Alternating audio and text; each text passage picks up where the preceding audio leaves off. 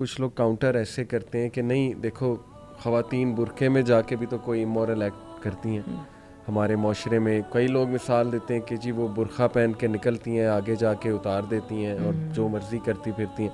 तो वो ये कहते हैं कि फिर ये शराफत का सिंबल कैसे है? यानी आप तो सेक्सिज़म की तरफ जा रहे हैं, प्रेजुडिस की तरफ जा रहे हैं। आप ये कह रहे हैं कि जो औरत हिजाब में है वो शरीफ है या बुरखे में है वो शरीफ है, जो नहीं है तो क्या इसका ऑपोजिट ट्रू है कि वो शरीफ नहीं है?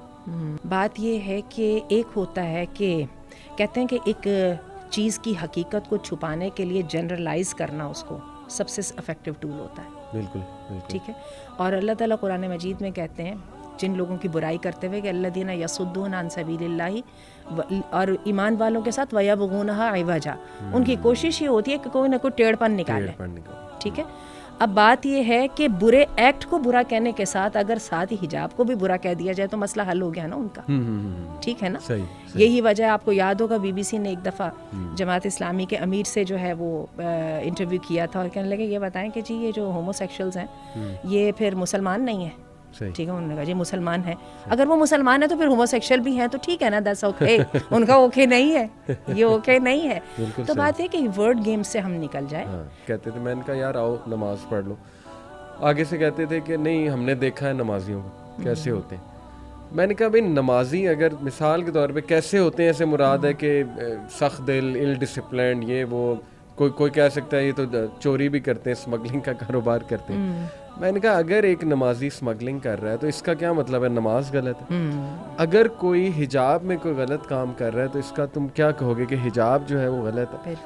ऑन दी अदर हैंड मैंने जो बात की ना कि वो ये कहते हैं कि जी क्या मतलब है जो हिजाब में नहीं है वो शरीफ नहीं है।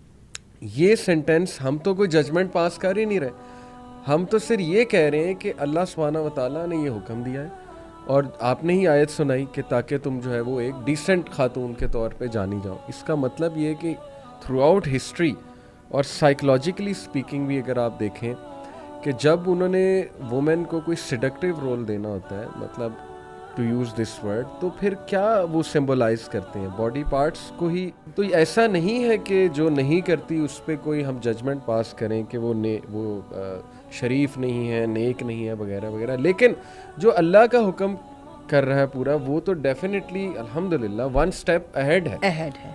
जिसने अल्लाह के हुक्म का ख्याल नहीं किया उसकी शराफत पे कोई भी आपकी तरफ से वो नहीं लगेगी। देखें थोड़ा सा तो लगाइए, थोड़ा सा, ज्यादा ना सही थोड़ा बहुत लगा दीजिए। मैं ये नहीं कहती वो परवर्ट है, मैं ये नहीं कहती कि वो लाजिमन बुरी हैं, लेकिन एक बात पक्की है कि मुसलमान होने के बावजूद उन्होंने अल्लाह के हुक्म का ख्याल नहीं किया। उन्होंने एक इर्रिस्पॉन्सिबिलिटी का सबूत दिया जरूर। आप ही के मुंह से हो, क्योंकि अगर मर्द ये बात करता है तो फिर जाहिर है कि हम पे सेक्सिस्ट होने का या मेल शोविनिज्म का या पेट्रियार्की का एक लेबल लगता है। मैं इसीलिए चाहता था कि ये बात आप ही समझाएं कि डेफिनेटली सर कवर करना इसके बारे में तो किसी आलिम का, मेरा नहीं ख्याल मॉडर्न से मॉडर्न भी आप आलिम उठा लें, यू वॉन्ट फाइंड कि वो कहे कि ये बिल्कुल ठीक है सर कवर ना करना। आई थिंक इतना तो सारे ही कंसेंसस एग्री किए हुए हैं।